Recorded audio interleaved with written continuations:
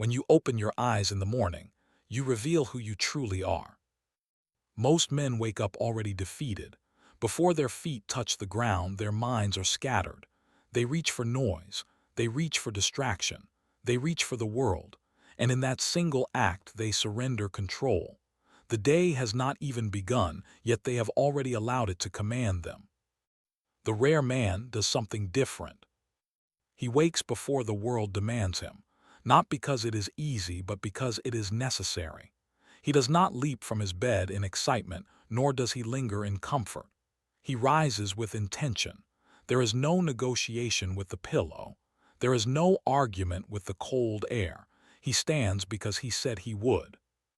You may think victory is won in grand moments, in battle, in business, in confrontation.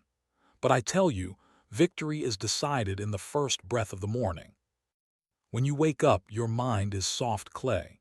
It has not yet hardened into fear, stress, or distraction. What you shape in that hour determines the strength of the entire day. If you allow noise to enter, chaos takes form. If you cultivate stillness, clarity becomes your weapon. Modern men wake up and immediately consume messages, opinions, entertainment. They feed their minds before they have commanded them. They become reactors, not leaders. They move according to external forces like leaves carried by the wind. The disciplined man wakes in silence. Silence is not emptiness, it is control. In that quiet, he observes his thoughts without obeying them. He notices resistance, the voice that whispers, "Rest longer, delay your effort, you deserve comfort." And instead of arguing with that voice, he steps past it. Each time he does this, he strengthens something invisible, something sharper than steel. Understand this. The battle in the morning is not against the world. It is against your lower nature. If you cannot defeat the urge to remain comfortable, how will you defeat fear? If you cannot command your body to rise when it is heavy, how will you command your emotions when they are shaken? The 1% do not wake up motivated. They wake up disciplined. Motivation is unstable. It depends on feeling. Discipline depends on decision. When you wake with discipline, you send a message to your mind. I am the master here. That message echoes through every action that follows. When difficulty appears later in the day, your mind remembers the morning victory. It remembers that you do not negotiate with weakness. You must understand that the early hour is a forge. In that forge, you heat your will, you shape your focus, you temper your patience. Most men never enter this forge. They remain unsharpened. Then they wonder why they bend under pressure. The warrior sharpens himself before the world tests him. When you rise early, you gain something more valuable than time. You gain psychological advantage. While others sleep, you are building strength. While others dream, you are preparing. This knowledge alone fortifies the spirit. It creates quiet confidence, not arrogance, not noise, just certainty. There is a difference between waking up and rising. To wake up is biological. To rise is intentional. Rising means you choose your posture, you choose your breathing, you choose your first action. You do not stumble into the day, you enter it. Many men say they do not have time. This is false. They lack command. They give their best hours to comfort and their weakest hours to effort. Then they blame circumstance for their mediocrity. Reverse this. Give your sharpest focus to the beginning of the day. Guard it fiercely. Do not allow random voices to enter it. In that sacred window, train your mind. Reflect, plan, move your body, breathe deeply, prepare deliberately. You do not need elaborate rituals. You need consistency. Even if you rise and simply sit in stillness, observing your thoughts without attachment, you are already stronger than the man who reaches for distraction. You are training awareness, and awareness is the foundation of control. Over time, this practice changes you. You begin to notice that stress does not grip you as tightly. You respond rather than react. You move through challenges with steadiness. Others may call it confidence. In truth, it is preparation. Because each morning, You have already proven to yourself that you can act without comfort. The world respects those who respect themselves, and self-respect is built quietly, through promises kept when no one is watching.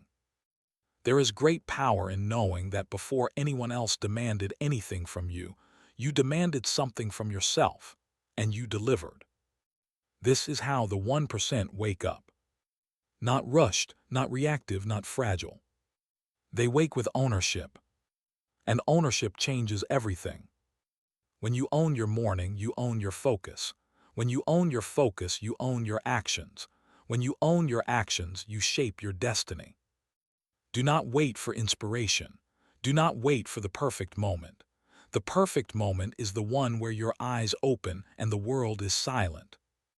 That is your battlefield. Win there, and the rest of the day bends in your favor. Lose there, and you will spend the day recovering from a defeat no one else even saw. Rise before comfort speaks, and never surrender the first hour of your life to weakness. After you have risen and claimed the first victory of the morning, the next battle reveals itself quietly. It is not loud. It does not shout. It whispers. It is the battle of the undisciplined mind. Most men believe their greatest enemy is outside them: competitors, critics, bad luck, harsh conditions. They sharpen their skills, strengthen their bodies, gather strategies to defeat what stands in front of them. Yet they ignore the enemy within. They carry a restless, scattered mind into every situation, and then they wonder why they lose. Understand this clearly. A distracted mind is a defeated mind. When your attention jumps from one thought to another, when you chase every notification, every opinion, every impulse, you are no longer directing your life. You are being directed. You become easy to manipulate, easy to provoke, easy to exhaust. In combat, hesitation creates openings. In life, distraction does the same. You must train your mind as carefully as you would train your body. The sword is only as precise as the hand that guides it, and the hand is only as steady as the mind that commands it. The modern world feeds you endless stimulation. It rewards speed, reaction, noise. It conditions you to crave interruption. And slowly, without realizing it, you lose the ability to sit with one task, one thought, one purpose. Your focus weakens. Your depth disappears. You skim the surface of everything and master nothing. This is why so many men remain average. They do not lack talent, they lack concentration. When I prepared for battle, I did not merely practice strikes. I practiced stillness.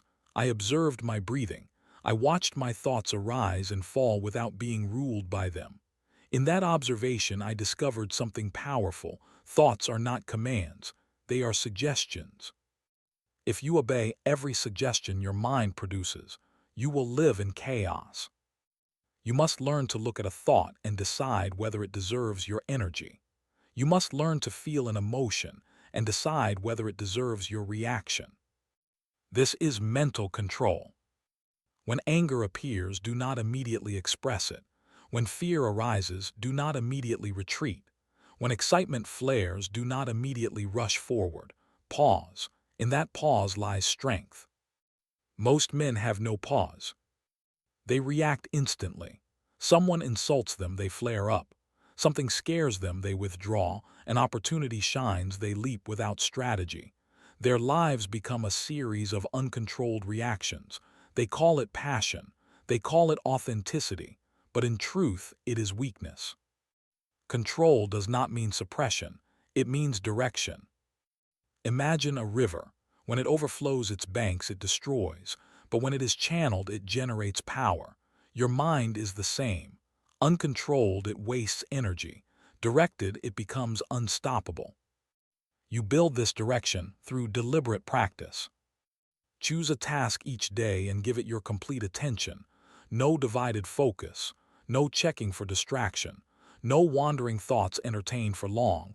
When your mind drifts, gently bring it back, again and again. This is training.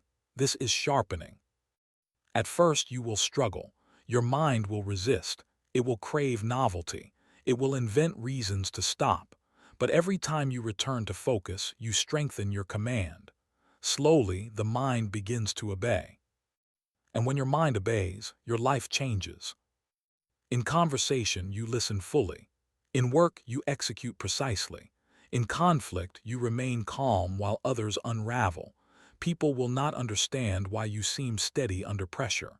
They will think you were born that way. They will not see the hours you spent mastering your own thoughts. There is another danger you must guard against, the illusion of busyness. Many men fill their days with constant movement. They confuse activity with progress, but scattered effort produces scattered results. It is better to strike once with full commitment than to swing wildly 100 times. When you focus deeply, your actions become deliberate. You begin to see patterns others miss. You anticipate rather than react. You conserve energy because you are not wasting it on unnecessary movement. Mental discipline also protects you from emotional traps. Praise will not inflate you. Criticism will not shatter you. Why? Because your sense of direction does not depend on external voices. You have already chosen your path with clarity. You measure yourself against your own standards, not the shifting opinions of others. This is freedom. The man who cannot control his mind is a prisoner, even if he appears powerful. The man who commands his thoughts is free, even in hardship. You must understand that fear often begins as a thought. Doubt begins as a thought. Insecurity begins as a thought. If you catch them early, examine them, and refuse to let them grow unchecked, they lose their power. But if you allow them to multiply, they become beliefs, and beliefs shape your actions. Guard the gates of your mind carefully. Do not allow negativity to settle without challenge. Do not allow laziness to disguise itself as rest. Do not allow envy to poison your focus. Observe these tendencies with honesty. Then redirect your energy toward growth. Each time you do this, you become sharper. Over months and years, this practice builds something rare, an unshakable center. Storms may come. Circumstances may shift. Others may panic. But your foundation remains steady because it is rooted in discipline, not impulse. The 1% are not superhuman. They simply refuse to be ruled by distraction. They cultivate depth in a shallow world. They practice focus in an age of chaos. And because of this, when opportunity appears, they are ready. When crisis strikes, they remain composed. When others crumble under pressure, they stand firm. Master your attention, and you master your direction. Control your mind, and nothing external can control you. Let your thoughts serve you, not rule you. You speak often of fear as if it is an enemy that attacks you from the outside. You blame circumstances. You blame other people. You blame the uncertainty of the future.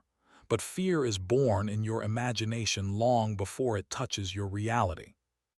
Most men do not fall because they are weak in body. They fall because they surrender in their mind before the battle even begins. When I faced an opponent, I did not concern myself with his reputation. I did not tremble at the stories told about his victories. I understood something simple. The moment I allowed his name to grow larger than my discipline, I had already given him power over me. You must see fear clearly.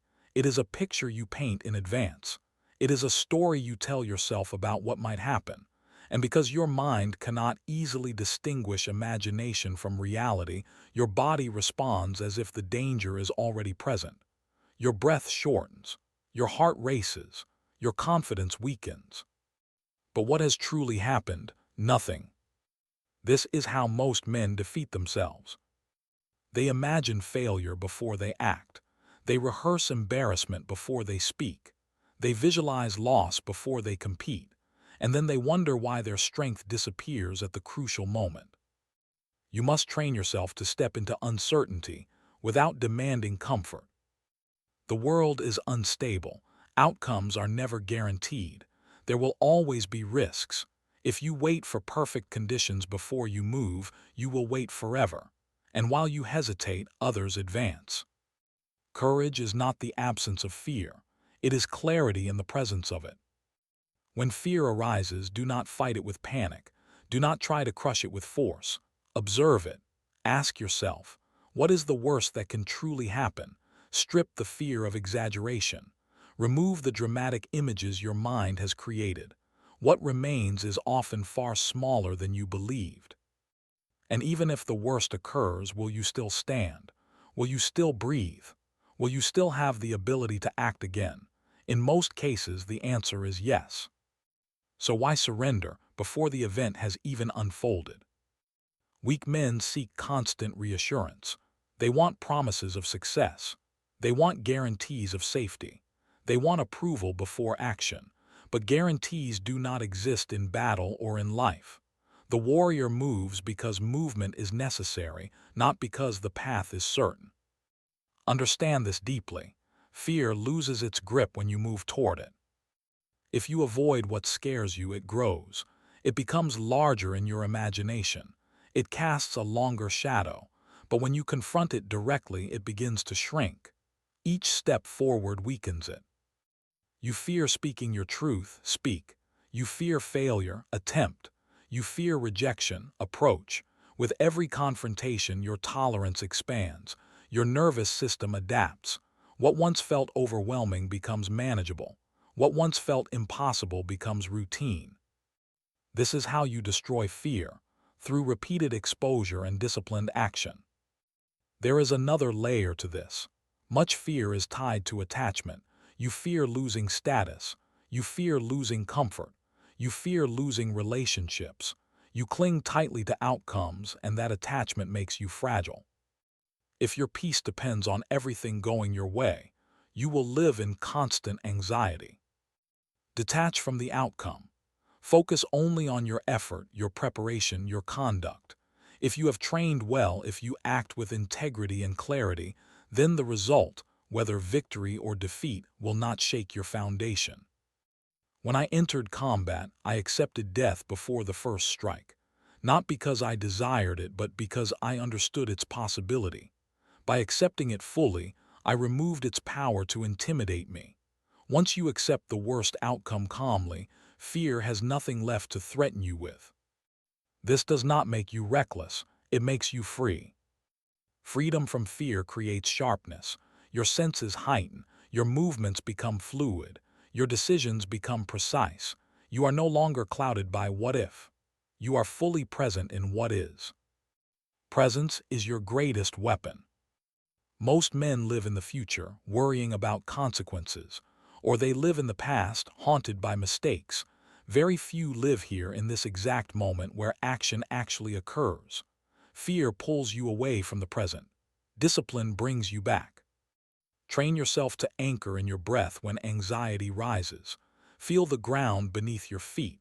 Notice the tension in your body and release it deliberately. These small acts return you to control. They remind you that you are not your racing thoughts. There is also strength in preparation. Fear thrives in the unprepared. If you neglect your training, of course you will doubt yourself. If you avoid effort, of course you will feel fragile. Confidence is built through repetition, through hardship, through testing yourself voluntarily before life tests you unexpectedly. Seek difficulty. Do not wait for it to find you. When you regularly place yourself in controlled discomfort, cold, exhaustion, challenge, criticism, you build resilience.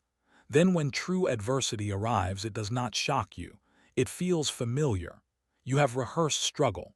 You have practiced endurance. And remember this, fear often signals growth. The edge of your comfort is the edge of your expansion.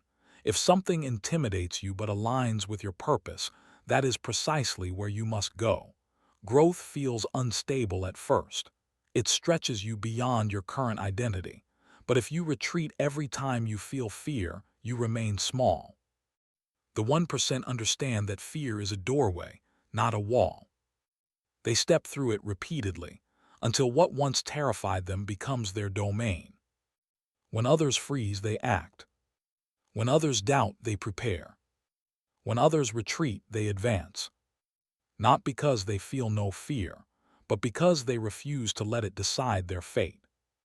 You must become familiar with fear, but never obedient to it. Look it in the eye, study it, walk toward it calmly, and with each confrontation your spirit hardens, your confidence deepens, your presence sharpens. In the end, fear is only as powerful as your willingness to submit. Refuse to submit, and it dissolves before you. After you have learned to rise before comfort and command your mind instead of being commanded by it, after you have faced fear and walked directly toward it, there remains another discipline that separates the rare from the common. It is the discipline of detachment. Most men suffer not because life is cruel, but because they cling. They cling to praise, they cling to recognition, they cling to possessions, titles, relationships, expectations, and when any of these are threatened, their peace collapses, their strength weakens, their clarity disappears. Attachment creates vulnerability. When you tie your identity to outcomes, you become fragile. If you succeed, you feel inflated. If you fail, you feel destroyed. You ride the waves of circumstance like a leaf in the wind. There is no stability in such a life. I learned long ago that to move freely, I must not be chained by desire. Desire itself is not the enemy. It is natural to aim, to strive, to improve. But when desire turns into dependency, it blinds you. You begin to fight not with clarity but with desperation, and desperation clouds judgment. In combat, the man who is desperate to win exposes himself. He rushes. He overcommits. He becomes predictable. The calm warrior, detached from the need to prove himself, sees everything clearly. He acts with precision because his mind is not trembling with attachment. You must cultivate this same composure in your life. Work with full effort, but do not anchor your worth to the result. Love deeply, but do not make another person the foundation of your stability. Pursue success, but do not worship it. When you depend on something external for your sense of self, you surrender control. Consider how easily people are manipulated. Offer them praise and they obey. Threaten their status and they panic. Promise them comfort and they compromise their values. Why? Because they are attached. The man who needs approval can be controlled by criticism. The man who fears loss can be controlled by threats. The man who worships comfort can be controlled by inconvenience. If you wish to be unbreakable, you must loosen these chains. This does not mean you become cold or indifferent. It means you become grounded within yourself. Your principles guide you more than your emotions. Your direction remains steady even when conditions change. Ask yourself, if everything you value were stripped away, who would you be? If your title vanished, if your wealth disappeared, if your reputation was questioned, would you still stand firm? Or would you crumble because you built your identity on fragile ground? Train yourself to rely on what cannot be taken: your discipline, your character, your skill, your resilience. Everything else is temporary. Even victory is temporary. Even youth is temporary. Even strength fades with time. If you cling to these, you will live in constant fear of losing them. But if you accept their impermanence, you can use them fully without anxiety. Detachment sharpens your courage. When you are no longer terrified of losing, you act boldly. When you are no longer obsessed with winning, you perform freely. When you are no longer desperate for validation, you speak honestly. This freedom unsettles weaker minds. They cannot understand how you remain calm when stakes are high. They cannot comprehend how you accept both success and failure without dramatic reaction. But you understand something they do not. Outcomes do not define you. Your conduct does. There is strength in caring deeply about your actions while remaining indifferent to applause. If praise comes, accept it without arrogance. If criticism comes, examine it without defensiveness. Neither should disturb your center. To practice detachment, begin by observing your reactions. Notice when your mood rises and falls based on external events. Notice how quickly you feel threatened when something you value is challenged. These reactions reveal your attachments. Do not judge yourself harshly, simply become aware. Then gradually expose yourself to small losses. Choose discomfort intentionally. Spend time without the comforts you rely on. Step away from constant validation. Practice silence when you feel the urge to defend your ego. Each small act strengthens your independence.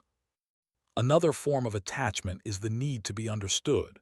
Many men exhaust themselves trying to explain, justify, and convince. They fear being misjudged, but not everyone will understand your path. Not everyone will approve. If your mission is clear, you do not require universal agreement. Walk your path quietly. Let your results speak. Let your consistency answer doubt. Detachment also protects you from emotional extremes. When you cling tightly to pleasure, you suffer deeply from pain. But when you see both as passing experiences, you remain balanced. Pain will visit you, loss will find you, change is inevitable, but if you have practiced detachment, these events will not destroy you. You will adapt, you will adjust, you will continue forward. Understand that detachment is not about having less. It is about being owned by less. You can possess wealth without being possessed by it. You can enjoy success without fearing its loss. You can love without losing yourself. This balance creates immense internal power. The 1% live with intensity but not dependency.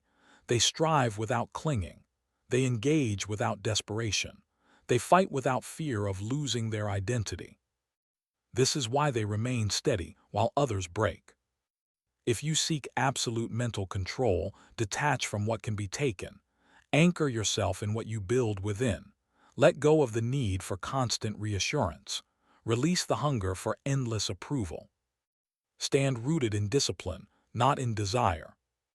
When nothing external owns you, nothing external can break you. Let go, and you become untouchable.